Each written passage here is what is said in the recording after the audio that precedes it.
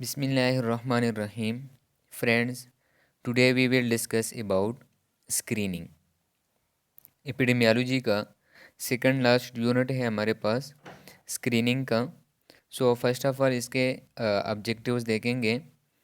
Objective में first one है हमारे पास define the concept of screening, कि सबसे पहले हम स्क्रीनिंग का कंसेप्ट देखेंगे कि स्क्रीनिंग होता क्या है। फिर discuss the importance of screening. फिर हम देखेंगे कि स्क्रीनिंग की क्या अहमियत है, ठीक है, क्यों स्क्रीनिंग जो है ये इम्पॉर्टेंट है। And explain the types of screening, और फिर हम देखेंगे कि स्क्रीनिंग के कितने टाइप्स हैं और कौन कौन से हैं, वो भी हम डिटेल में पढ़ेंगे। सो फर्स्ट है हमारे पास what is screening. The presumptive identification of unrecognised disease और defect by the application of tests, exams, or other procedures which can be applied rapidly to sort out apparently well person who probably have a disease from those who probably do not. सबसे पहले अगर हम screening की बात करें तो screening जो है ये हम इसको कहते हैं जब हम हमारे पास एक हेल्दी कम्युनिटी हो या एक हेल्दी पॉपुलेशन के लोग हो या एक वेल कम्युनिटी हो, ठीक है, और हम क्या करें उनकी मुख्तलिफ टेस्ट करवाएं, ठीक है, डायग्नोस्टिक टेस्ट्स, ठीक है, या मेडिकल टेस्ट्स। इसके अलावा हम उनकी क्लिनिकल एग्ज़ाम्स, ठीक है, एंड अदर प्रोसीजर्स, ठीक है, और उसके बाद हम देखें कि कितनी प्रोबेबिलिटी है कि इनमें प्रोबेबली कितने लोगों को डिजीज़ है और कितने लोगों को डिजीज़ नहीं है, ठीक है। तो सिंपली इसको हम क्या कहते हैं, स्क्रीनिंग, ठीक है, कि एक हेल्दी कम्युनिटी है जिनमें साइन सिम्टम डिजीज़ का कोई साइन सिम्टम जो है वो मौजूद नहीं है, लेकिन फिर भी आपने उनके टेस्ट करवाए, उनका क्लिनिकल एग्जामिनेशन करवाया या किसी अदर प्रोसीजर से आपने ये आइडेंटिफाई किया कि इनमें कितने लोगों को प्रोबेबिलिटी है कि वो डिजीज्ड है और कितने कितने लोगों को नहीं है। तो ये बेसिकली जो आपने ये आइडेंटिफाई किया, इस आइडेंटिफिकेशन को हम क्या कहते हैं, स्क्रीनिंग, ठीक है। Tests done in individual with no symptom or sign of an illness are referred to as screening tests, ठीक है।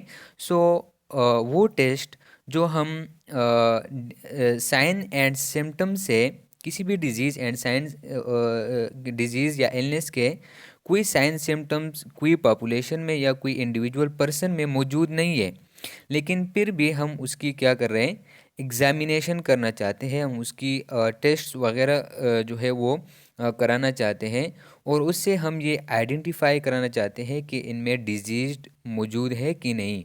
तो इस आइडेंटिफिकेशन को हम क्या कहते हैं, स्क्रीनिंग।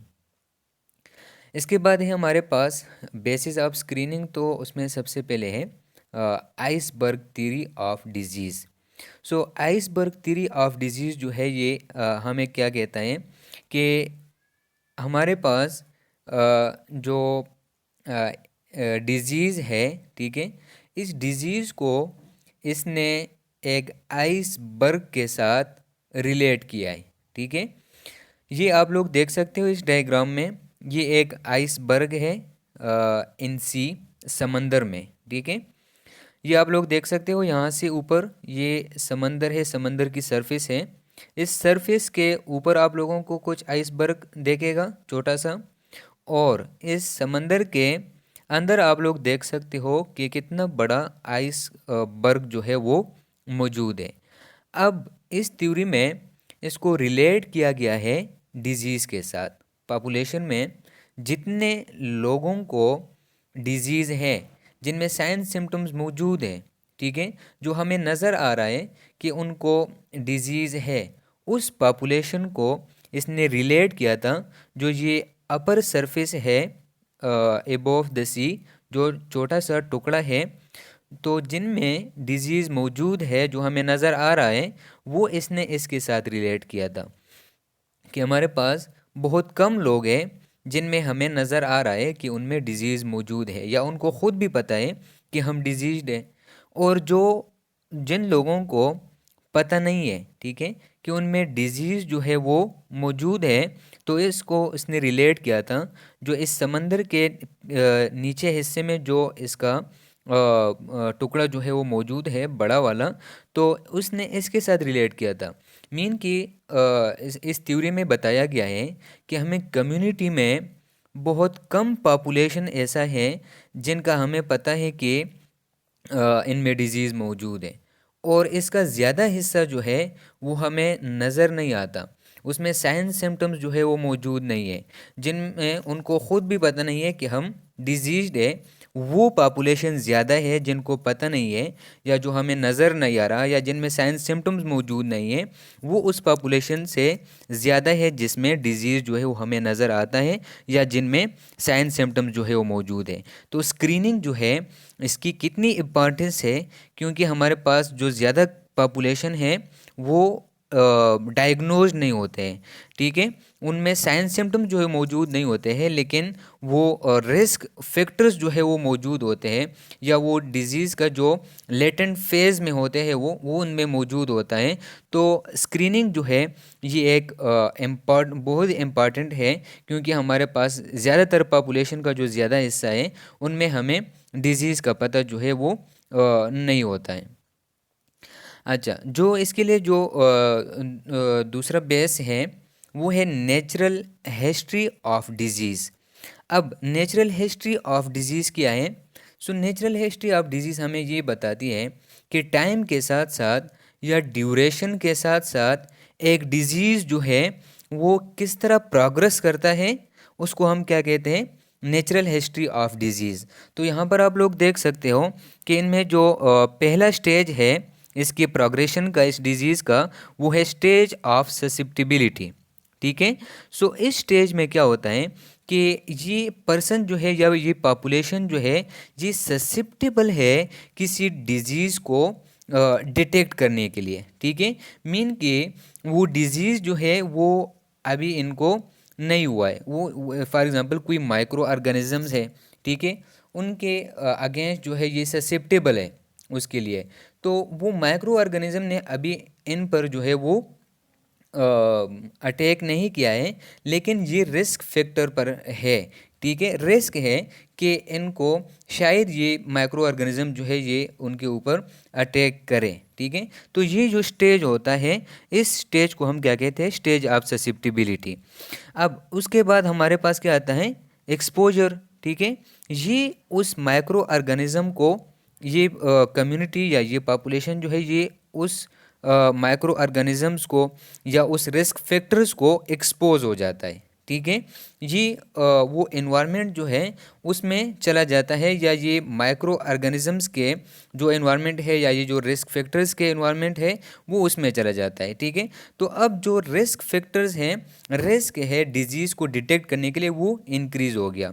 तो नेक्स्ट स्टेज में क्या होता है कि ये जो माइक्रो ऑर्गेनिज्म या रिस्क फैक्टर्स है ये इसके बॉडी में एंटर हो जाता है, और बॉडी में जाके हमारे पास जो सेकंड स्टेज है जिसको हम कहते हैं स्टेज ऑफ सब क्लिनिकल डिजीज़, वो शुरू हो जाता है।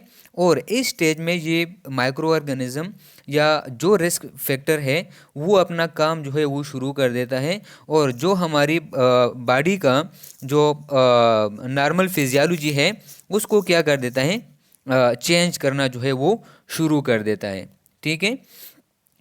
फिर उसके बाद जो होता है ऑनसेट ऑफ सिम्टम्स, ठीक है। अब इस वायरस ने अपना काम जो है वो शुरू कर दिया सेकंड स्टेज में। इसने जो है वो हमारे बॉडी का जो नॉर्मल फिजियोलॉजी है उसमें चेंजेस कराएं। तो ऑब्वियसली बात है कि डिजीज़ का जो साइन सिम्टम्स है वो शुरू हो जाएंगे, अपीयर होना शुरू हो जाएंगे। तो उसके बाद हमारे पास थर्ड स्टेज आएगा जिसको हम कहते हैं stage of clinical disease. And इस स्टेज में जो डिजीज़ है उसकी डायग्नोज का टाइम आ जाता है। ठीक है, इसमें डिजीज़ जो है, क्योंकि साइंस सिम्टम जो है अब हमारे पास सामने आ गए, और अगर ये पर्सन जो है ये क्लिनिकल विजिट करें तो इसका जो डायग्नोज है वो हो सकता है। और जो लास्ट स्टेज होता है वो होता है स्टेज ऑफ रिकवरी, डिसेबिलिटी और डेथ। अब ये डिजीज़ जो है इसका डायग्नोज अगर हो गया और इस दौरान इसने इन तीनों फेजेस में, इन तीनों स्टेजेस में इसने अगर ट्रीटमेंट नहीं लिया है तो चांसेस है लास्ट स्टेज में कि या तो ये डिसेबल होगा और या इसकी डेथ हो जाएगी। और अगर इसने ट्रीटमेंट ले लिया है या ट्रीटमेंट नहीं लिया है लेकिन इसके बॉडी के इम्यून सिस्टम ने जो है उसके अगेंस्ट मुकाबला किया है, उस वायरस या उस माइक्रो ऑर्गेनिज्म को किल कर दिया है, तो ये जो है स्टेज ऑफ रिकवरी भी इसके लिए साबित हो सकता है। ठीक है, अब यहाँ पर देखें इस ऑनसेट ऑफ सिम्टम्स से पहले, ठीक है, ऑनसेट ऑफ सिम्टम्स से पहले हमारे पास जो फेज़ आता है लेफ्ट साइड पर, ये इस तरफ, इस फेज़ को हम कहते हैं लेटेंट फेज़। ठीक है, जिसमें हमारे पास साइन सिम्टम्स जो है वो अपीयर नहीं होते, और साइन सिम्टम्स के बाद जो स्टेजेस आते हैं, इस स्टेजेस को हम क्या कहते हैं, क्लिनिकल फेज़। ठीक है, या इस स्टेज को हम सब क्लिनिकल या प्री क्लिनिकल फेज भी कहते हैं before onset of symptoms. So before onset of symptoms जो हम डिजीज़ की डिटेक्शन करते हैं, जो हम डिजीज़ को आइडेंटिफाई करते हैं, उसको हम क्या कहते हैं, जिसमें साइन सिम्टम जो है वो मौजूद नहीं है, लेकिन वो जो वायरस है या जो माइक्रो ऑर्गेनिज्म है या जो रिस्क फैक्टर है वो उसके बॉडी में मौजूद है, वो अपना काम कर रहा है, वो उसकी जो नॉर्मल फिजियोलॉजी है उसको ख़राब कर रहा है, डिजीज़ की तरफ उसको लेके जा रहा है। तो ऑनसेट ऑफ सिम्टम से पहले अगर हम उसको डिटेक्ट करें, उसको आइडेंटिफाई करें, तो इसको हम क्या कहते हैं, स्क्रीनिंग। और अगर ऑनसेट ऑफ सिम्टम्स के बाद हम इसको आइडेंटिफाई करें और उसकी जो है वो टेस्ट कराएं या एग्जामिनेशन कराएं, अगर ऑनसेट ऑफ सिम्टम्स के बाद उसको हम डिटेक्ट आइडेंटिफाई करें तो फिर उसको हम डायग्नोज कहते हैं। ठीक है, सो ये मेन डिफरेंस है डायग्नोसिस एंड स्क्रीनिंग में, कि ऑनसेट ऑफ सिम्टम्स से पहले अगर हमने डिजीज़ को आइडेंटिफाई किया तो उसको हम स्क्रीनिंग कहते हैं, अगर ऑनसेट ऑफ सिम्टम्स के बाद हमने उसको आइडेंटिफाई किया तो फिर उसको हम क्या कहेंगे, डायग्नोसिस कहेंगे। अच्छा, अब इसके बाद है बेसिस ऑफ स्क्रीनिंग जो है वो कंटिन्यू है। Screening is a form of secondary prevention. अब यहाँ पर ये इस स्लाइड में आप लोग देख सकते हो कि स्टेज ऑफ ससेप्टिबिलिटी है उसमें हम प्राइमरी प्रिवेंशन कर सकते हैं, और स्टेज ऑफ सब क्लिनिकल डिजीज़ जो है उसमें सेकेंडरी प्रिवेंशन, जबकि सिम्टम्स के बाद जो होता है प्रिवेंशन आते हैं वो टर्शरी प्रिवेंशन आते हैं। तो स्क्रीनिंग जो है ये एक सेकेंडरी प्रिवेंशन है। ठीक है, क्योंकि ये onset of symptoms, sign symptoms appear होने से पहले हम करते हैं। ठीक है, और यानी कि कोई रिस्क फैक्टर या कोई माइक्रो ऑर्गेनिज्म ने अपना काम जो है बॉडी की नॉर्मल फिजियोलॉजी में चेंजेस करना वो उसने शुरू कर दिया है। तो इसलिए इस टाइम जो हम स्क्रीनिंग करेंगे, अगर हमने इसको डिटेक्ट कर दिया और फिर उसको ट्रीट भी कर दिया, सो इट्स मीन कि ये क्या हो गया, एक सेकेंडरी प्रिवेंशन है screening. It detects disease in its early asymptomatic phase, whereby early treatment can be given and disease can be cured or its progression can be delayed. ठीक है, सो इसकी बात हमने कर ली। It has both diagnostic and therapeutic components, या इसको हम मज़ीद डायग्नोज जो है उसकी तरफ जाएंगे, और या इसी स्क्रीनिंग के बेस पर हम इसकी थेराप्यूटिक कंपोनेंट्स जो है या उसकी ट्रीटमेंट जो है वो भी शुरू कर सकते हैं। So screening test versus diagnostic test, इन दोनों में डिफरेंस क्या है? जो मेन डिफरेंस है वो screening test before sign symptoms हम करते हैं, और जो डायग्नोस्टिक टेस्ट है वो हम आफ्टर साइन सिम्टम्स अपीयर होने से बाद। So screening test done in on apparently healthy individuals. ठीक है, हेल्दी इंडिविजुअल है उसमें साइन सिम्टम मौजूद नहीं है। अप्लाइड टू ग्रुप्स, ये हम ग्रुप की फॉर्म में भी स्क्रीनिंग करा सकते हैं। Results are arbitrary and final. ठीक है, इसका रिजल्ट जो है या तो इसको हम फाइनलाइज कर देते हैं, फॉर द ट्रीटमेंट, या इसको हम मज़ीद डायग्नोज की तरफ लेके जाते हैं based on one criteria and cut off. ठीक है, इट्स मीन कि ये one criteria and cut off mean क्या, इसको आप पॉजिटिव जो है वो लोगे, ठीक है, या मीन कि पॉजिटिव मीन कि इन ग्रुप्स में जिसका आपने स्क्रीनिंग किया है उनमें डिजीज़ जो है वो मौजूद है, एंड नेगेटिव मीन जिसमें डिजीज़ मौजूद ना हो। लेस एक्यूरेट होता है screening test, less expensive, not a basis for treatment. ज़्यादातर जो है ये इसके बेस पर हम ट्रीटमेंट नहीं करते, हम मज़ीद डायग्नोज की तरफ जाते हैं। Initiative comes from investigator. ठीक है, ये एक इन्वेस्टिगेटर जो है इसको इनिशिएट करा देता है, इसको शुरू कर देता है। डायग्नोस्टिक टेस्ट की अगर हम बात करें तो डन ऑन सिक और इल इंडिविजुअल, वो हम जो स्क्रीनिंग है वो हम ग्रुप्स पे कर रहे थे, जबकि ये जो है ये आंशिक और एक इल इंडिविजुअल पर जो है वो हम करते हैं। Applied on a single patient, diagnosis is not final based on diagnosis is not final mean कि इसमें अगर मज़ीद जो है आइडेंटिफिकेशन की ज़रूरत हो तो हम मज़ीद आइडेंटिफिकेशन करते हैं, अदरवाइज़ इसके बेस पर भी हम ट्रीटमेंट कर सकते हैं।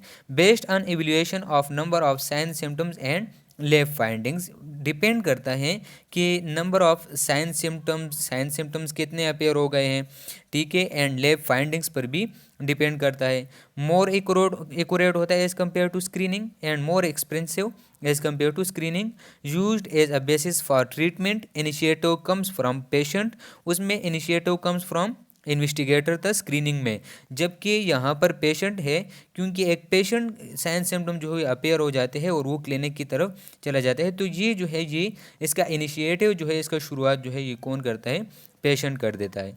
Common screening test fasting blood glucose for diabetes, blood pressure for hypertension, prostate specific antigen test for prostate cancer, pap smear for cervical cancer, mammography for breast cancer and fecal occult blood for colon cancer. So ये मुख्तलिफ screening test हैं जो मुख्तलिफ disease के लिए कराए जाते हैं।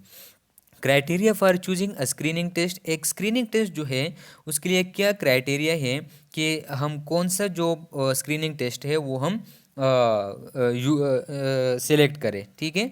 सो डिजीज़ है, डिजीज़ के ऊपर डिपेंड करता है, सिग्निफिकेंट बर्डन ऑफ डिजीज़, ठीक है, detectable and long pre clinical stages of disease. So burden of disease पर भी डिपेंड करता है कि एक डिजीज़ का जो बर्डन है पॉपुलेशन या कम्युनिटी के ऊपर वो कितना है, उस बेस पर हम स्क्रीनिंग टेस्ट जो है वो चूज़ करते हैं।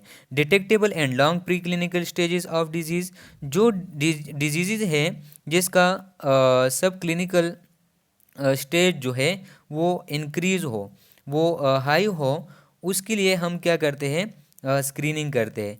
क्यों?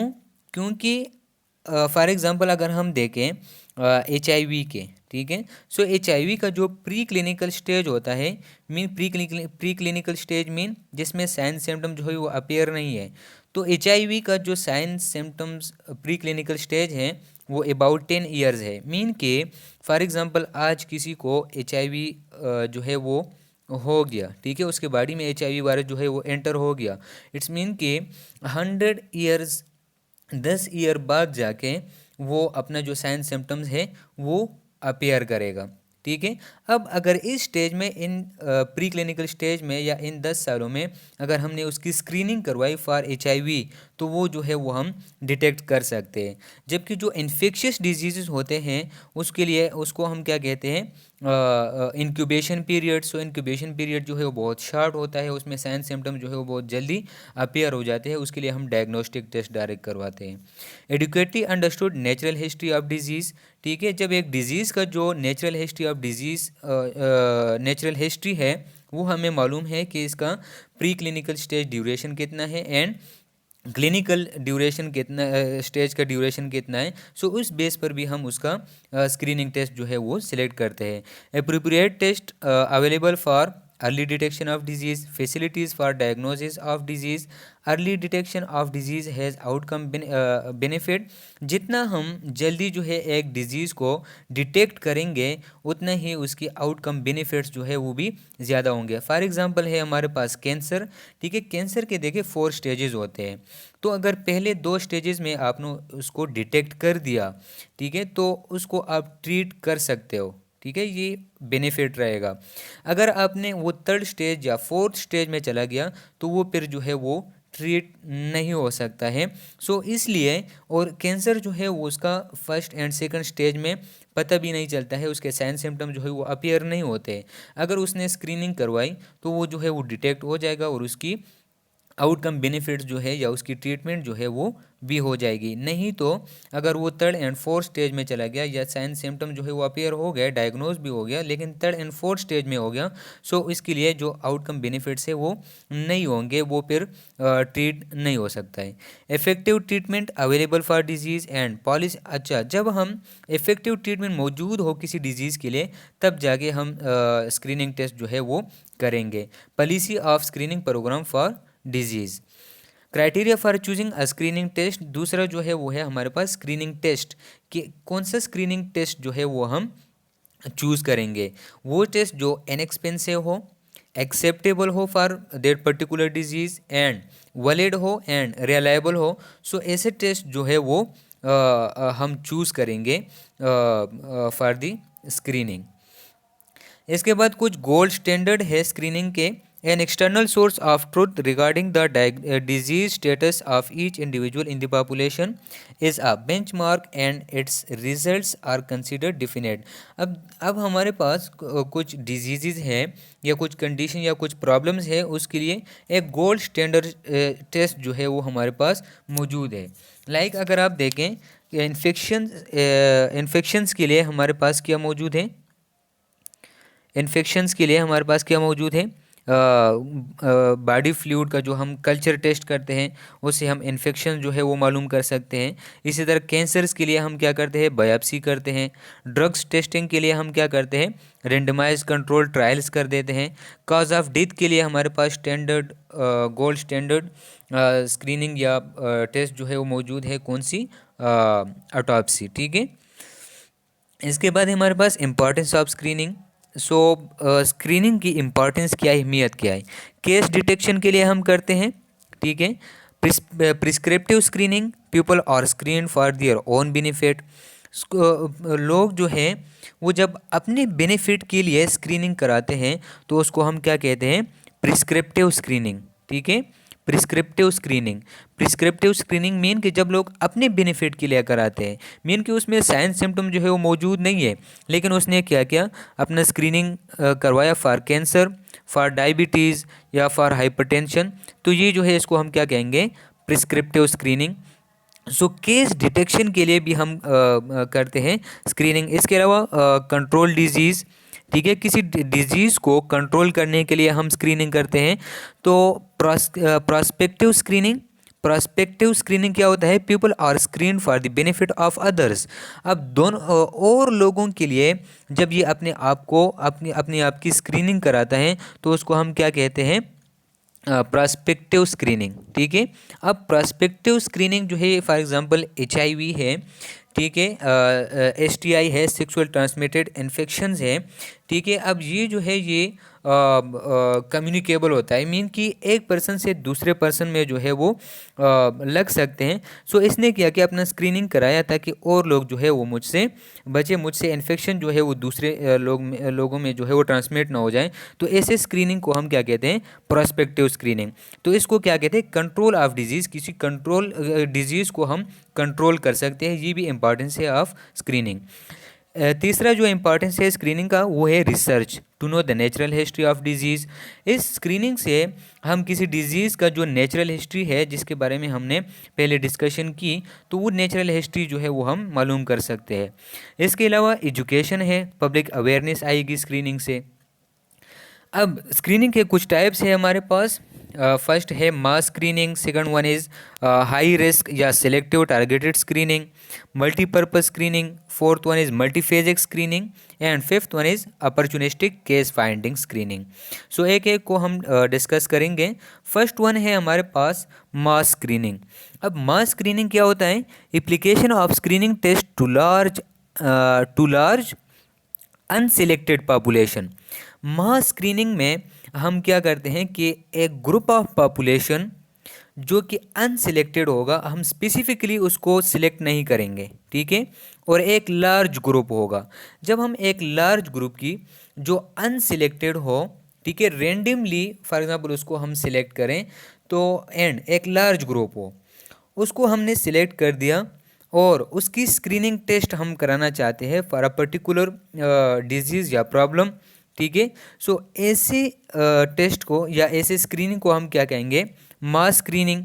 जो लार्ज पीपल ऑफ ग्रुप या पॉपुलेशन जो है उसके बेस पर हम कंडक्ट करते हैं। Everyone in the group is screen regardless of the probability of having the disease और कंडीशन। प्रोबेबिलिटी हम देखते हैं कि इनको डिजीज़ या तो हो सकता है या नहीं हो सकता है। एग्जाम्पल है हमारे पास visual defects in school children. अब देखिए स्कूल चिल्ड्रन जो है ये हमारे पास एक क्या है? एक लार्ज ग्रुप है, ठीक है। एक स्पेसिफिक जो है वो पॉपुलेशन है स्कूल ऑफ चिल्ड्रन। तो इनमें हम क्या देखते हैं? Visual defects. तो ये क्या होगा? मास स्क्रीनिंग होगा। Mammography in women aged 40 years or less, ठीक है। इसमें भी हमने सिलेक्ट कर दिया एक लार्ज ग्रुप जो कि women age 40 years or less, उनकी हम क्या करते हैं? Mammography for detection of breast cancer. Newborn screening in screening programme in Pakistan. अब न्यू बॉर्न, इसमें भी हमने एक लार्ज ग्रुप ऑफ पॉपुलेशन ले लिया जिसके हम स्क्रीनिंग करते हैं किसके लिए? मुख्तलिफ किसी भी प्रॉब्लम के लिए हम कर सकते हैं, ठीक है। सो ये जो है जब हम एक लार्ज पॉपुलेशन को सिलेक्ट करेंगे फॉर स्क्रीनिंग, ऐसे स्क्रीनिंग को हम क्या कहेंगे? मास स्क्रीनिंग। अब दूसरा है हमारे पास हाई रिस्क सिलेक्टिव या targeted screening. So the screening of selected high risk group in the population. जो ग्रुप या पॉपुलेशन जो है वो हाई रिस्क पर हो, जो हमें लगता हो कि ये रिस्क पर है, चांसेस है, बहुत ज़्यादा चांसेस हैं कि फ्यूचर में जाके इनको कोई डिजीज़ जो है वो हो सकता है। तो हम क्या ऐसे कम्युनिटी या पॉपुलेशन का जब हम स्क्रीनिंग करते हैं जो हाई रिस्क पर मौजूद है, ऐसे स्क्रीनिंग को हम क्या कहते हैं? हाई रिस्क या सिलेक्टिव या टारगेटेड स्क्रीनिंग। एग्जाम्पल है हमारे पास screening fetus of for Down syndromes in a mother who already has a baby with Down syndrome।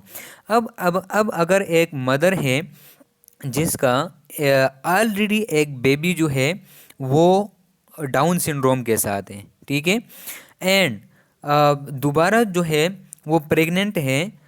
इस दोबारा प्रेग्नेंट ड्यूरिंग प्रेग्नेंट जो इसका फीटस है जो इसके यूट्रस में मौजूद है, इस दौरान प्रेगनेंसी के दौरान अगर हम उसकी डिटेक्शन करें कि इसको जो फीटस है जो यूट्रस में मौजूद है इसको डाउन सिंड्रोम है कि नहीं, ऐसे स्क्रीनिंग को हम क्या कहते हैं? High risk. अब ये हाई रिस्क पर है क्योंकि अगर एक बेबी को डाउन सिंड्रोम है तो 50% चांसेस है कि इसका जो इस मदर का जो दूसरा बेबी होगा 50% चांसेस है कि उसको भी क्या हो? डाउन सिंड्रोम हो। तो ये एक हाई रिस्क पर है, इसलिए हम ड्यूरिंग प्रेगनेंसी जो है वो मालूम करना चाहते हैं कि इसको डाउन सिंड्रोम, इस बेबी को जो दूसरा बेबी है इसको डाउन सिंड्रोम है कि नहीं। तो ऐसे स्क्रीनिंग को हम क्या कहते हैं? हाई रिस्क या सिलेक्टिव या टारगेटेड स्क्रीनिंग। दूसरा एग्जाम्पल है screening for familial cancers, hypertension and diabetes mellitus।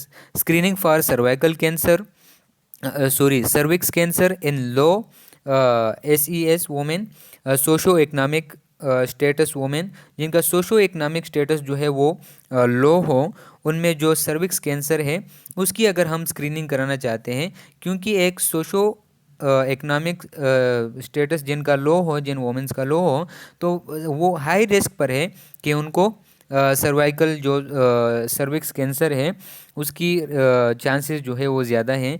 तो ऐसे हाई रिस्क या लास्ट एग्जांपल है screening for HIV in risk groups. So वो ग्रुप जिसमें HIV के रिस्क फैक्टर्स जो है वो ज़्यादा मौजूद हों, तो ऐसे स्क्रीनिंग को हम क्या कहते हैं, दिस हाई रिस्क सेलेक्टिव या टारगेटेड स्क्रीनिंग। अब थर्ड वन है हमारे पास मल्टीपर्पज स्क्रीनिंग।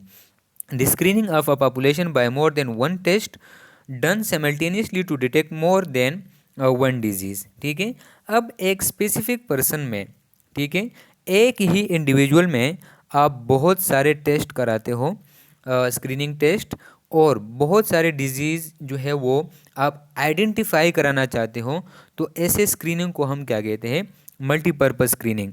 फॉर एग्जांपल, एक प्रेग्नेंट वोमेन है, एक इंडिविजुअल पर हम बहुत सारे टेस्ट करेंगे, like VDRL, venereal disease research laboratory test, जो कि साइफिलिस के लिए करते हैं, ठीक है, HIV है, HBV है, बायोसीरोलॉजिकल टेस्ट, ठीक है। सो एक प्रेग्नेंट वोमेन है, उसके आपने मुख्तलिफ टेस्ट कराए मुख्तलिफ डिजीज़ को आइडेंटिफाई करने के लिए, तो ऐसे टेस्ट को हम, ऐसे स्क्रीनिंग को हम क्या कहते हैं, मल्टीपर्पज़ स्क्रीनिंग।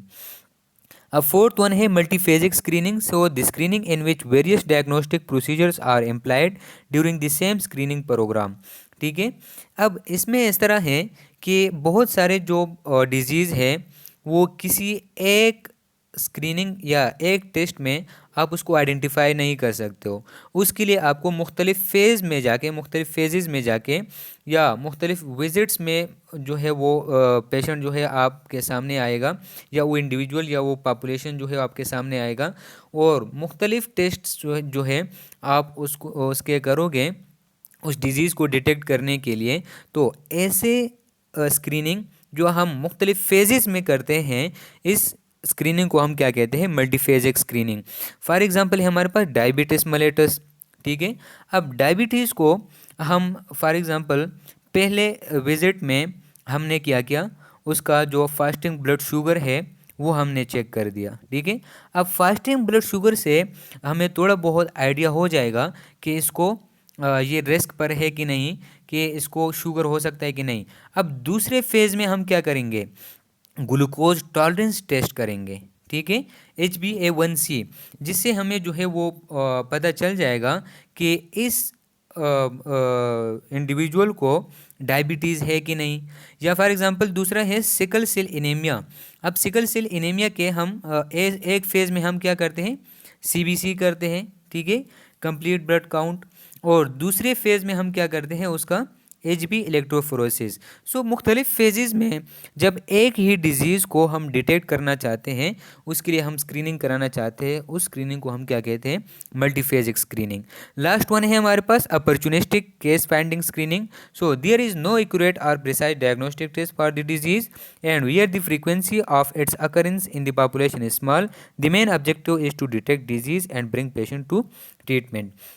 अब जो अपॉर्चुनिस्टिक या केस फाइंडिंग स्क्रीनिंग होता है, ये फॉर एग्जांपल एक पेशेंट में कोई एक डिजीज़ जो है वो मौजूद है, ठीक है, लेकिन उस डिजीज़ का कोई और कॉम्प्लिकेशन जो है वो भी हो सकता है। Like for example RHD in children, rheumatoid heart disease है किसी बच्चे में, ठीक है, तो इस रिमाटाइड हार्ट डिजीज़ के साथ उसको जाइंट, ये एक ऑटो इम्यून डिसऑर्डर है, ठीक है, सो इसकी वजह से इसके जाइंट प्रॉब्लम भी हो सकता है।